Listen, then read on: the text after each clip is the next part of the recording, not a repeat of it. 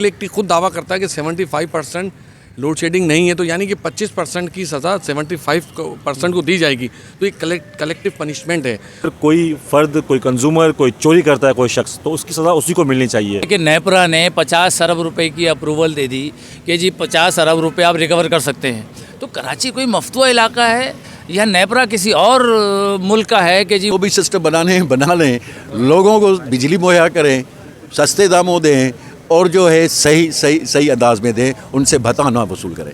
Prepaid metres जो है लगा दिए जाएँ, जिस तरह से चल रहा है पूरा निज़ाम चलता है, पूरी दुनिया में चलता है। ये के इलेक्ट्रिक हो या दूसरी जो सूबे में दूसरी कंपनियां हैं डिस्ट्रीब्यूशन की, तो ये क्यों नहीं आती इसके ऊपर? देखेंगे इसलिए नहीं आ रही कि इनको जब घर बैठे बगैर काम के पैसे मिल रहे हैं। साथ जो सीईओ के इलेक्ट्रिक है, नेपरा के नुमाइंदे हैं, इनको बुलाया जाएगा, इनको तनबीह भी की जाएगी और इनका किबला भी दुरुस्त इंशाल्लाह किया जाएगा।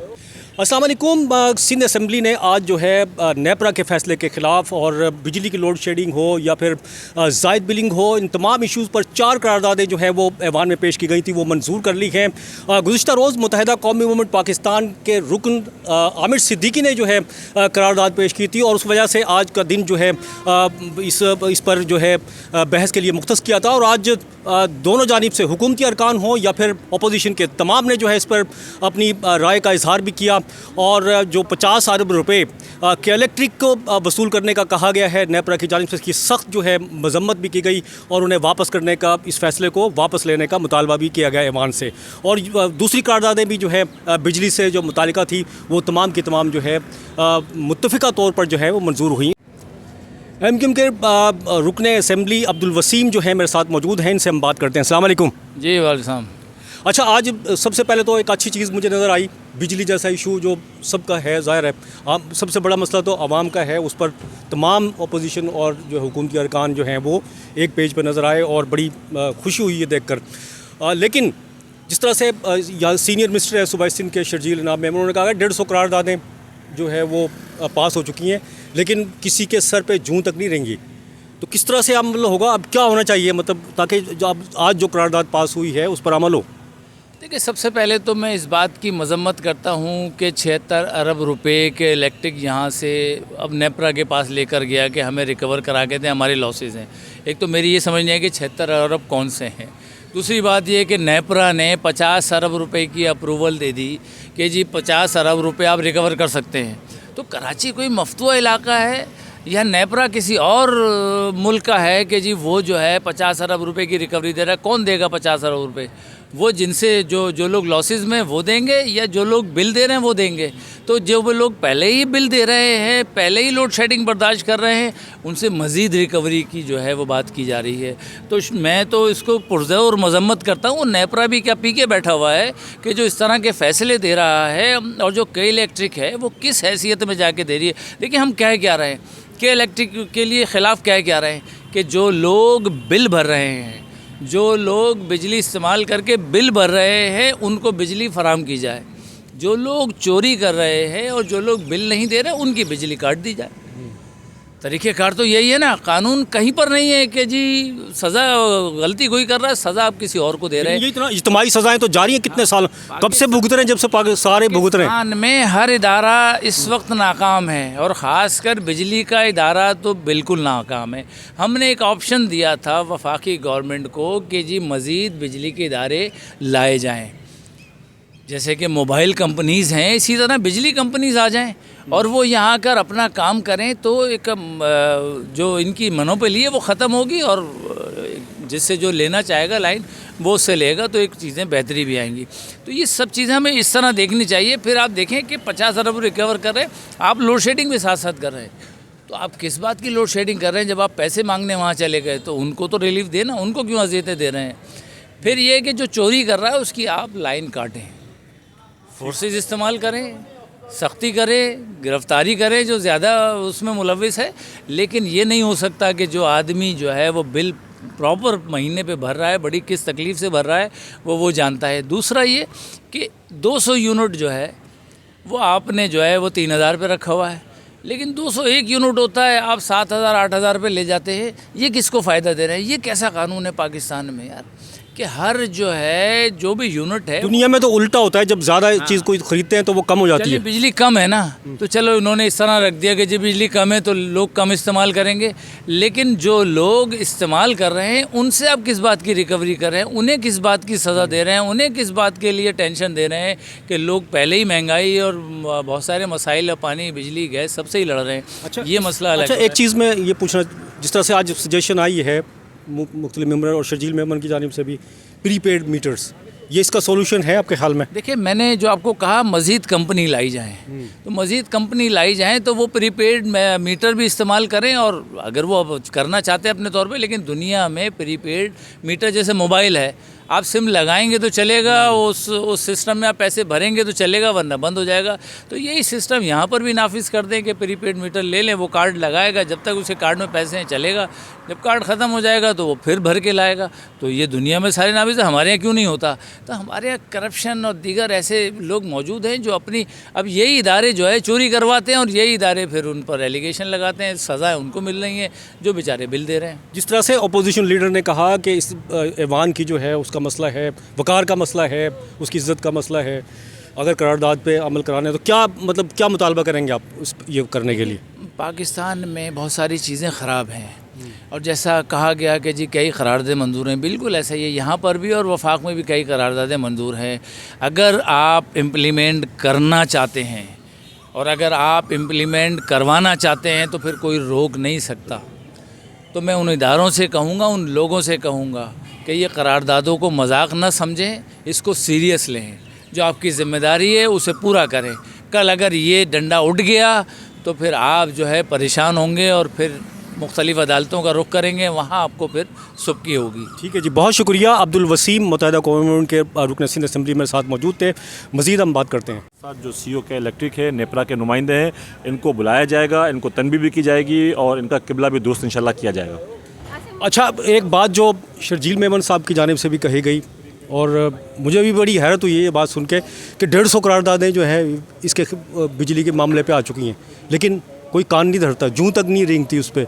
अब क्या होना चाहिए, इसका क्या सोल्यूशन है आपके जहन में? देखिए, सलूशन शर्जील साहब ने बात भी कही और साथ में शर्जील साहब ने बड़ा बेहतर सलूशन भी दिया।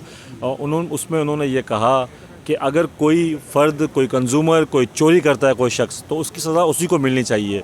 तो उसमें जो भी है प्रीपेड जो है वो होने चाहिए अपना मीटर्स, ताकि परेशानी का कोई भी ना हो। जिस तरह बिजली के जो प्रीपेड्स बिल आते हैं उसके अपना जो टेलीनॉर कंपनीज़ हैं, मुख्तलिफ़ टेलीफोन्स कंपनीज़ हैं जिनके प्रीपेड बिल आते हैं, तो इसी तरह प्रीपेड मीटर्स भी होने चाहिए ताकि जो चोरी कर रहा है उसको आगे बिजली ना मिले। तो ये उन्होंने सलूशन भी दिया। तो इस पर बहुत ज़्यादा कानून साजी की ज़रूरत है और काम करने की ज़रूरत है। क्या इलेक्ट्रिक क्यों नहीं आ रहा है या दूसरे है उसके वैसे क्यों नहीं आ रहे इस निज़ाम के ऊपर? ये तो मतलब देखा जाए तो सारे लोग ताकि कम से इज्तिमाई सज़ा से तो बचेंगे, क्यों नहीं आ रहे हो आपके ख्याल में? वो देखिए, ये सारे अंडर टू आते हैं वफाकी गवर्नमेंट के। तो यहाँ पे करारदाद पेश करने का मकसद ही यही है कि ये ऐवान सिंध हुकूमत हमारा जो पैगाम है वो जाकर वफाक को पहुँचाए, और ताकि जो यहाँ के कराची के शहरी, सिंध में रहने वाले जो सिंधी जितने भी हैं सारे, जो वो चाहते हैं इस ऐवान के मुताबिक वो चीज़ होनी चाहिए। ठीक है जी, बहुत शुक्रिया, थैंक यू वेरी मच। 100-150 करारदादें मतलब आई, उन पे कोई कान ही नहीं धरता। अब क्या करना चाहिए, मतलब आपके जहन में क्या है, किस तरह से अमल दरामद कराएंगे इसके ऊपर? हम सिंध असेंबली का काम तो यही है, लड़ाई झगड़ा तो नहीं करना हमने। हमारा तो काम है कि रेजोल्यूशन जो है उसके ज़रिए, ये जो हमारे पीछे असेंबली है इसने रेजोल्यूशन जो है 1943 में रेजोल्यूशन पास किया था और ये मुल्क मारज़ वजूद में आया था। तो रेजोल्यूशंस की अहमियत होनी है और गवर्नमेंट्स को जो है वो रेजोल्यूशंस पे वो उस अहमियत को जो है पहचाने, उनको देखे और उस पर अमल दरामद करवाए। इसका डिजिटल जो सिस्टम बताया, ये कैसा रहेगा आपके ख्याल में? जो भी सिस्टम बना लें, लोगों को बिजली मुहैया करें, सस्ते दामों दें और जो है सही अंदाज में दें, उनसे भत्ता ना वसूल करें। गुड, थैंक यू, बहुत शुक्रिया। अच्छा, एक आज बड़ी अच्छी बात है, एक इशू, बिजली के इशू पे तमाम अपोजिशन, तमाम जमातें एक साथ नज़र आई और बड़ी खुशी हुई देख के, और बड़ी अहम चीज़ें भी सामने आई हैं। लेकिन मुझे ये समझ नहीं आ रहा कि जिस तरह से शर्जील साहब ने कहा कि 150 करारदादें और लेकिन जून तक नहीं रिंगती, क्या है आखिर ऐसा कब होगा कि जून तक रिंगे? देखें, ये वो असेंबली है जिसने रेजोल्यूशन पास किया मुल्क बन गया। इसकी बहुत बड़ी अहमियत है, लेकिन बदकिस्मती से मरकज़ को ख्याल करना चाहिए। जितने भी इदारे जो रेजोल्यूशन ख़ास तौर पर पास होते हैं वो परटेंड करते हैं फेडरल से, और मेरे ख्याल में उनको फेडरल गवर्नमेंट को इसके ख़िलाफ़ एक्शन लेना चाहिए और लोगों के जो जायज़ मुतालबात हैं वो माने जाएँ। रुकने सिंध असम्बली जो कि मुत्तहिदा कौमी मूवमेंट से ताल्लुक़ है, आमिर सिद्दीकी जो है मेरे साथ मौजूद हैं। इन्होंने गुज़िश्ता रोज़ जो है सिंध असम्बली में करारदाद पेश की थी और आज उस पर बहस हुई। मज़ीद 3 करारदादें जो है उसमें शामिल हुई, जिस तरह से मैंने पहले ही बता चुका हूँ। लेकिन और आज के लिए उस पर बहस जो है की गई और मुख्तस कर दी गई थी गुज़िश्ता रोज़ ही। आमिर सिद्दीकी मेरे साथ मौजूद हैं, इनसे भी हम बात करते हैं इस मसले पर। अस्सलाम वालेकुम। वालेकुम अस्सलाम। अच्छा, आपने करारदाद पेश की सबसे पहले, और जो है दिल की आवाज़ है कराची के, बल्कि पूरे सूबे सिंध के आवाम की जो है, जो आपकी करारदाद है, जिस तरह से नेपरा का फ़ैसला है 50 अरब रुपए कराची के शहरियों से वसूल करना, ठीक है, वो पूरी करारदाद जो है पूरी आवाम के दिल की आवाज़ है, और इस पर आपकी करारदाद जो है और दूसरी करारदादें उन पर अमल भी होना चाहिए। लेकिन जिस तरह से यहाँ पर ऐवान में बात की गई, आपके अरकान सिंध असम्बली के जानिब से शर्जील मेमन ने भी बात की, सीनियर मिनिस्टर हैं, कि 100 से ज़्यादा करारदादें आ चुकी हैं, किसी के सर पे जून तक नहीं रेंगती, कैसे रेंगेगी? देखिए, मैं इस पे सबसे पहले अपने अल्लाह ताला का शुक्रगुज़ार हूँ कि अल्लाह ताला ने मदद की, और मैं सारे MPs का और पूरे ऐवान का शुक्रगुज़ार हूँ कि उन्होंने इसको फुली सपोर्ट किया और यूनानिमसली पास किया। देखिए, मुझे तो पुरानी करारदादों का नहीं पता, मगर मैं अपनी करारदाद की बात करूँगा कि ये बहुत इंपॉर्टेंट करारदाद थी, जिस पे MQM चेयरमैन MQM पाकिस्तान के साथ हमने डिस्कस किया। उन्होंने कहा फ़ौरन लेके जाएँ, और मैं वज़ीर पार्लिमानी उमर ज़िया अंजार साहब का बड़ा शुक्रगुज़ार हूँ, जिन्होंने इसको कल अलाउ किया 256 के ऊपर मुझे रूल रिलैक्स करके कि आप इस पर बात करें। तो देखें, ये वो मसला है कि जो मेरे सूबे से की बुनियादों से रिलेटेड है। ये फ़ैसला मेरे सूबे की बुनियादों को हिला देगा, मेरे सूबे पे हमला है, क्योंकि जब मेरे सूबे से और शहर से बिज़नेस चले जाएगा, लाहौर में और फैसलाबाद में जो फैक्ट्रियाँ शिफ्ट हो रही हैं, तो वहाँ यूनिट्स देखें क्या है। अब जो बिजनेसमैन और फैक्ट्री ओनर जो घरेलू सार्फिन जो बिल भर रहे हैं, तो आप 50 अरब रुपए तो पहली किस्त थी। तो अगर ये इम्प्लीमेंट हो गया तो आप समझें कि हर महीने हमें उन चोरी के पैसे, लाइन लॉसेस के हमें भरने होंगे जो रेगुलर कस्टमर बिल भरते हैं। तो मुझे बताएं, कलेक्टिव पनिशमेंट पूरी दुनिया के अंदर आज कोई ऐसा कानून है क्या? 1973 की कॉन्स्टिट्यूशन में कोई कानून है? तो नेपरा के लोग बैठते हैं बगैर हेयरिंग के एक ऑर्डर इशू कर देते, तो उसको फॉलो नहीं किया। MQM पाकिस्तान हर फोरम पे आगे बढ़ते हैं। ये इज्तिमाई जो सज़ा है, इसको ज़रा थोड़ा सा डिस्क्राइब करें। इसमें नेपरा के फैसले में कहाँ से इज्तिमाई सज़ा आ रही है? देखिए, इज्तिमाई सज़ा इस तरह आ रही है, कलेक्टिव पनिशमेंट है। कलेक्टिव पनिशमेंट क्या है कि अगर औरंगी टाउन में 5 लोग बिल भर रहे हैं और 6 ने और 10 लोगों ने नहीं भरा, उन 10 लोगों के बिल उन 5 लोगों पे डाला जाएगा, तो इज्तिमाई सज़ा है। तो पूरे कराची के अंदर जो KLACT खुद दावा करता है कि 75% लोड शेडिंग नहीं है, तो यानी कि 25% की सज़ा 75% को दी जाएगी। तो ये कलेक्टिव पनिशमेंट है। पूरी अपना हमारे कॉन्स्टिट्यूशन उठा लें, कहीं नहीं है।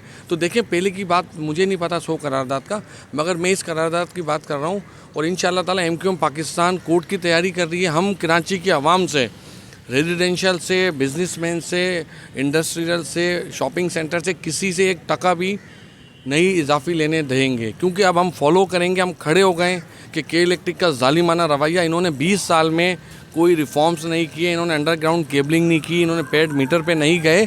तो देखिए, शर्जील साहब भी यही बात कर रहे हैं ना कि तुम अपना इंफ्रास्ट्रक्चर बेहतर नहीं कर रहे हो, तो तुम सिर्फ घर में बैठ के चाहते हो कि तुम्हारे लाइन लॉसेस और जो तुम्हारे काम थे वो भी पार्लियामेंटेरियन करें, बिजनेसमैन तुम्हारे बिल भरवाएं, पार्लियामेंटेरियन आपकी रिकवरी कराएं। तो आपने लाइसेंस लिया क्यों था जब आपके बस का नहीं था? तो क्या तुमने 7 सालों की जो रिकवरी मांग रहे हो कि 7 सालों का जो प्रॉफिट है वो कराची के आवाम को वापस करोगे?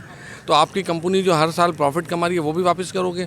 तो हम इसके खिलाफ खड़े हुए। अल्लाह ने मदद किया, यूनानिमसली रेजोल्यूशन पास हुई है। चंद दिनों में हम कोर्ट के अंदर इसको फाइल करने जा रहे हैं कि हम डिमांड करेंगे नेपरा के अंदर जितने अरकान हैं उनके खिलाफ प्रोसीडिंग शुरू की जाए। उन्होंने बदनीयती पर यह फैसला इशू किया है। अच्छा, जिस तरह से ऐवान में बात हुई कि इसका सोल्यूशन भी मतलब निकल सकता है, मुख्तलिफ तजावीज़ भी दी गई, प्रीपेड मीटर्स जो है लगा दिए जाएँ। जिस तरह से चल रहा है, पूरा निज़ाम चलता है, पूरी दुनिया में चलता है।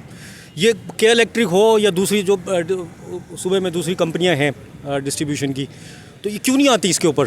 देखें ये इसलिए नहीं आ रही कि इनको जब घर बैठे बगैर काम के पैसे मिल रहे हैं। आप देखें पूरे कराची में एसएसडीसी काम कर रहा है, उन्होंने पूरे कराची को खोद के हर घर पे लाइन नहीं पहुंचा दी है। मेरे हलके में 3 लाख मीटर्स हैं, तो 3 लाख घरों पे लाइन नहीं पहुंच गई 3 महीने में। तो के इलेक्ट्रिक क्या 20 सालों में अपना इंफ्रास्ट्रक्चर बेहतर नहीं कर सकता था? वो अंडरग्राउंड करे, पेड मीटर लगाए। तो के इलेक्ट्रिक करना नहीं चाहता क्योंकि उनको पता है कि हमें इसको करने में हमारा नुकसान है, हमें कंप्लीट लाइट देनी पड़ेगी, बिजली पैदा करनी पड़ेगी। जो उन्होंने लाइसेंस लिया उस पर बिल्कुल भी मनोगन अमल नहीं कर रहे। अगर करना चाहें तो 3 से 4 महीने का काम है। आप के इलेक्ट्रिक दावा करता है कि 25% इलाके हैं जहाँ चोरी है, तो उन 25% इलाकों में अंडरग्राउंड केबलिंग कर दें, आवर रेट ख़त्म करें, पेड मीटर लगा दें। उनको किसने रोका है? तो उनके पास जब उन्होंने रिफॉर्म के लिए लिया तो रिफॉर्म तो नहीं कर रहे हैं ना। रिफॉर्म तो यही है कि एक आपने उसका सब्स्टिट्यूट ढूंढना है, आपने पेड मीटर लगाएं, अंडरग्राउंड करें। क्यों नहीं कर रहे? ठीक है जी, चले आपकी करारदाद जो है जिस तरह से मैंने पहले कहा तमाम करारदादें पास हो गई और इस पर अमल दरामद हो तो न सिर्फ कराची बल्कि पूरे सूबा सिंध के जो अवाम है उनके लिए जो है ये इंतहाई ज़्यादा बेहतर होगा। और उनकी जो हालत है पहले ही जो है महंगाई और दीगर किस्म कई मसाइल हैं, बुनियादी मसाइल उनमें घिरे हुए हैं। और जिस तरह से आज ऐवान में तजवीज़ दी गई कि जो के इलेक्ट्रिक हो या दूसरी जो कंपनियां हैं दूसरे सूबा सिंध के दूसरे अज़ला में, तो वहाँ पर जो है प्रीपेड मीटर्स जो हैं वो लगाए जाएं ताकि जो बिल ना भरे उसी को सज़ा मिले। जिस तरह से क्योंकि इस करारदाद में भी कहा गया है कि कलेक्टिव जो इज्तिमाई सज़ा है वो दी जा रही है कराची के जो सार्फिन हैं उनको, क्योंकि बहुत कम तादाद है जो बिल नहीं भरते या चोरी करते हैं, लेकिन उसकी सज़ा फिर बिल भरने वाले सार्फिन पर जो पहले से ही जो है अपना बिल अदा कर रहे हैं उनको दी जा रही है। और उम्मीद है कि जो नेपरा ने जो फैसला किया है 50 अरब रुपये वसूल करने का कराची के शहरियों से, इसे वापस लिया जाएगा। इंशाल्लाह नई वीडियो में फिर हाजिर होंगे। जब तक के लिए अब्दुल कदीर राना को इजाज़त दीजिए। अल्लाह हाफिज़।